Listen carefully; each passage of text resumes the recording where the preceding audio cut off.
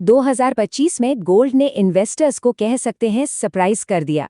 इतनी जोरदार परफॉर्मेंस के बाद अब सबके दिमाग में एक ही बड़ा सवाल घूम रहा है।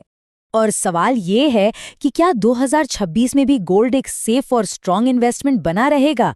तो चलिए आज हम इसी को फैक्ट्स के साथ डिकोड करेंगे, बिना किसी हाइप के, बिना किसी टिप्स के। नमस्कार दोस्तों, मार्केट डिकोड न्यूज में आपका स्वागत है। यहाँ हम मार्केट को फैक्ट्स और लॉजिक के साथ डिकोड करते हैं, ना कि बाय सेल कॉल्स के साथ। तो आगे बढ़ने से पहले सबसे जरूरी है 2025 की रियलिटी को समझना। आखिर गोल्ड की उस शानदार परफॉर्मेंस के पीछे ड्राइवर्स क्या थे? चलिए देखते हैं।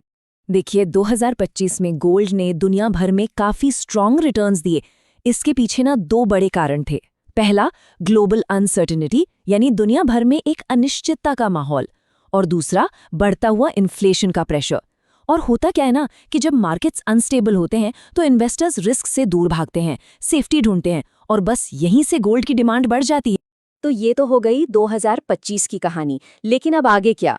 चलिए अब उन 5 बड़े ट्रेंड्स पर नजर डालते हैं जो 2026 में गोल्ड के लिए काफी इंपॉर्टेंट साबित हो सकते हैं। सबसे पहला ट्रेंड, ग्लोबल अनसर्टेनिटी। ये कहीं गई नहीं है, अभी भी है।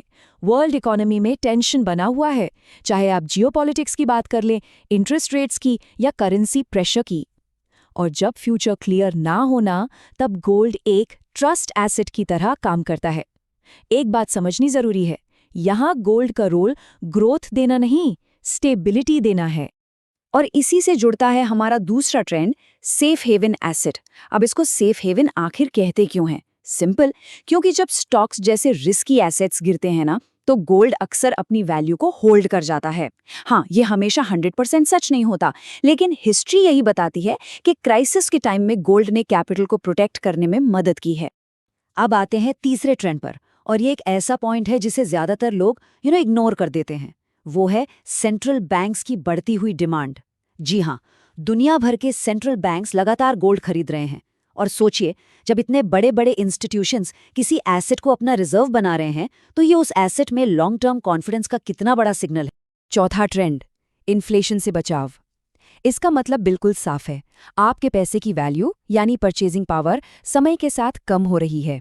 और हिस्टोरिकली गोल्ड ने इसके अगेंस्ट एक शील्ड का काम किया है। प्लस एक और चीज़ है, अगर हमारी करेंसी यानी रुपया कमज़ोर होता है तो डोमेस्टिक मार्केट में गोल्ड की कीमत को और भी सपोर्ट मिल जाता है। और पांचवा और आखिरी ट्रेंड है स्टेबिलिटी। इसको समझने के लिए चलिए गोल्ड को सिल्वर से कंपेयर करते हैं। सिल्वर, जैसा कि हम जानते हैं, बहुत ज़्यादा वॉलेटाइल है, मतलब तेज़ी से ऊपर, तेज़ी से नीचे। लेकिन गोल्ड उसके मुकाबले काफ़ी स्टेबल रहता है। और बस इसी वजह से जब बात लॉन्ग टर्म वेल्थ प्रोटेक्शन की आती है, तो गोल्ड पहला चॉइस बनता है। ओके, तो हमने ये 5 ट्रेंड्स तो समझ लिए, लेकिन सवाल ये है कि एक आम इंडियन इन्वेस्टर के लिए इस सब का मतलब क्या है? की टेकअवेज क्या हैं? आइए अब इस पर बात करते हैं। देखिए, एक आम इन्वेस्टर के लिए मैसेज बिल्कुल साफ है। पहली बात, गोल्ड कोई शॉर्ट टर्म ट्रेडिंग टूल नहीं है। दूसरी बात, ये आपके पोर्टफोलियो का स्टेबलाइजर है जो उसे एक सपोर्ट देता है। और तीसरी और सबसे इंपॉर्टेंट बात, ये इन्फ्लेशन और अनसर्टेनिटी के खिलाफ एक शील्ड, एक ढाल की तरह काम करता है। लेकिन हाँ, एक बहुत ही ज़रूरी बात, इसको हमेशा याद रखिएगा, गोल्ड से आपको कोई इंटरेस्ट या डिविडेंड नहीं मिलता। इसका रिटर्न सिर्फ और सिर्फ इसकी कीमत बढ़ने पर ही है। इसीलिए पूरी तरह से सिर्फ गोल्ड पर डिपेंड रहना ये बिल्कुल भी सही स्ट्रैटेजी नहीं है। अच्छा, हर इन्वेस्टमेंट की तरह गोल्ड में भी कुछ रिस्क जुड़े हुए हैं, और एक बैलेंस्ड व्यू के लिए इन रिस्क्स को भी इग्नोर नहीं करना चाहिए। इन्हें समझना बहुत जरूरी है। तो साफ बात है, गोल्ड रिस्क फ्री बिल्कुल नहीं है। हो सकता है कि शॉर्ट टर्म में इसकी कीमत में करेक्शन आ जाए, और अगर मानिए ग्लोबल सेंटिमेंट बदल जाता है तो इसका जो मोमेंटम है वो स्लो हो सकता है। और इन सब से बढ़कर जो एक रिस्क है, वो है ओवर एक्सपेक्टेशन, हद से ज्यादा उम्मीद रखना। ये डेंजरस हो सकता है। इसीलिए हम कहते हैं, हमेशा फैक्ट्स को समझिए, हाइप के पीछे मत भागिए। तो इतने सारे फैक्ट्स, ट्रेंड्स और रिस्क्स को समझने के बाद आखिर फाइनल वर्डिक्ट क्या है 2026 के लिए? चलिए इन सारी बातों को जोड़कर एक क्लियर पिक्चर बनाते हैं। तो आखिरी निष्कर्ष यानी फाइनल वर्डिक्ट ये है कि 2026 में गोल्ड का रोल वेल्थ क्रिएशन से ज़्यादा वेल्थ प्रोटेक्शन का हो सकता है। मतलब इसका मेन काम आपकी संपत्ति को प्रोटेक्ट करना हो सकता है, ना कि उसे रॉकेट की स्पीड से बढ़ाना। आखिर में डिसीजन तो आपका ही होगा, फैसला आपको ही लेना है।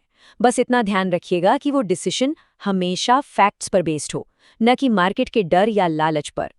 तो अगर आपको ये फैक्ट बेस्ड और अनबायस्ड मार्केटिंग डीकोडिंग पसंद आई हो, तो इसे लाइक ज़रूर करें और आगे भी ऐसे ही रियल इनसाइट्स के लिए मार्केट डीकोड न्यूज़ को सब्सक्राइब करना मत भूलिएगा, क्योंकि यहाँ आपको मिलता है नो टिप्स, नो नॉइस, सिर्फ रियल मार्केट इनसाइट्स। मिलते हैं अगले एनालिसिस में। तब तक मार्केट को समझिए, पैनिक मत कीजिए, लॉजिक के साथ चलिए।